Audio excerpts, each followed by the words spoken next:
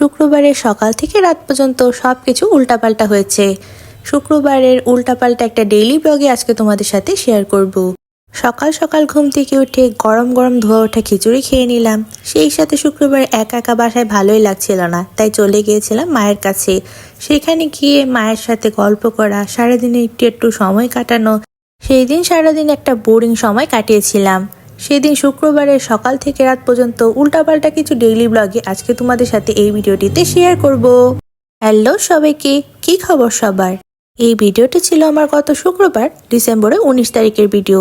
সেই দিন সকাল থেকে ভাবলাম তোমাদের সাথে একটা ডেইলি ব্লগ শেয়ার করা যাক। অনেক দিন তো হলো তোমাদের সাথে কোনো ডেইলি ব্লগ শেয়ারই করা হচ্ছে না।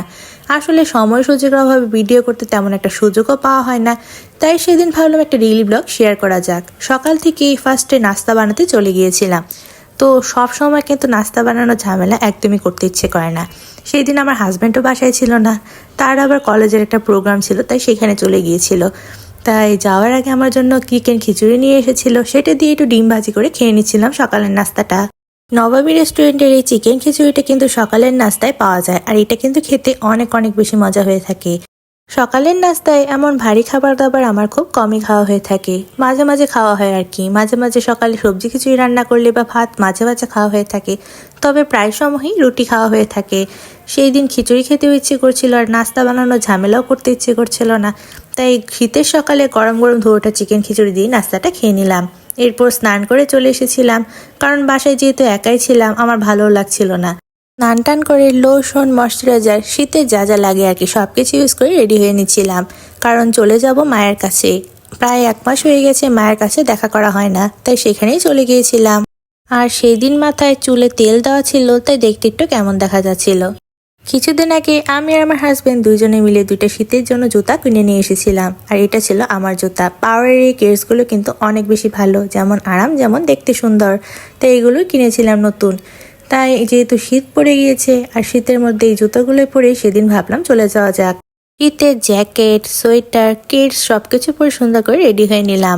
তবে গত শুক্রবার কিন্তু তেমন বেশি একটা ঠান্ডা ছিল না, বাইরে রোদের পরিমাণও ভালোই ছিল। গত 2 দিন ধরে আজকে আর কালকে মিলি আমাদের ময়মনসিংহে কিন্তু কড়া কনকনে ঠান্ডা পড়েছে। আজকেই আমাদের ময়মনসিংহে একদমই রোদের দেখা মেলেইনি বলতে গেলে।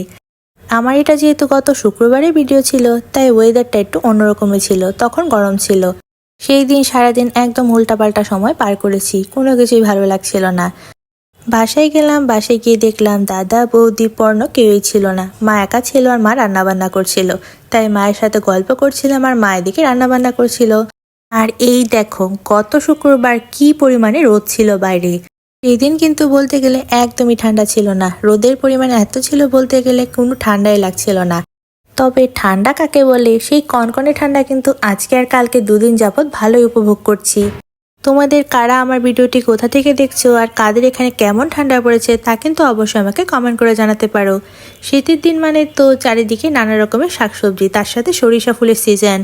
বাসায় গিয়ে দেখলাম মা এখানে গরম গরম মুচমুচে সরিষা ফুলের বড়া ভাজি করছিল, আর তাই ভাবলাম ভিডিও করে তোমাদের সাথে একটু শেয়ার করা যাক। আমিও একটু নাড়াচাড়া করে নিচ্ছিলাম আর তোমাদের সাথে ভিডিও আকারে শেয়ার করলাম। আর এইগুলো হচ্ছে পর্ণর পাখি। অবশ্য যারা আমার আগের ভিডিওগুলো দেখেছো তারা তো এই পাখিগুলোর সাথে পরিচিত আছো। এই বাসায় আসলেই আমি পাখির ভিডিও তোমাদের সাথে শেয়ার করে থাকি। যাই হোক, এর কিছুক্ষণ পরে রান্নাবান্না হয়ে গেলে মা ভাত দিয়ে দিয়েছিল। আমি এখানে গরম গরম ধোয়া ওঠা ভাতের সাথে মুচমুচে সরিষা ফুলের বড়া নিয়ে নিয়েছিলাম। ইদানিং আমার খাওয়া দাওয়া নিয়ে একটু সমস্যাই হচ্ছে, সবকিছু খেতে ভালো লাগে না, তবে যেগুলো ভালো লাগে সেগুলো খাওয়ার ট্রাই করে থাকি।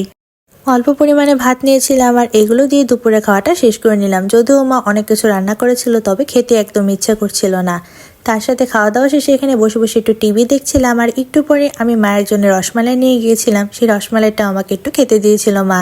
সেই দিন সারাদিন একদম বোরিং সময় পার করেছি, সারাদিন একদম উল্টাপাল্টা একটা সময় গিয়েছে, সবকিছু কেমন জানি ভালো লাগছিল না। এরপর বিকেল দিকে শুয়েছিলাম আর সময়টা এভাবেই পার করেছি। এরপরে আর কোনো ভিডিও ক্লিপ নেওয়া হয়নি, তাই তোমাদের সাথে ভিডিও আকারে আর শেয়ারও করতে পারলাম না। যতটুকু ছিল ততটুকুই তোমাদের সাথে উল্টাপাল্টা একটা ব্লগ শেয়ার করলাম আজকে।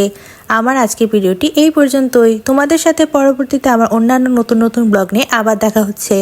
আমার আজকের ভিডিওটি যদি ভালো লেগে থাকে অবশ্যই একটি লাইক করে দিবা সবাই, আর আমার পেজটা অবশ্যই ফলো করে দিবা।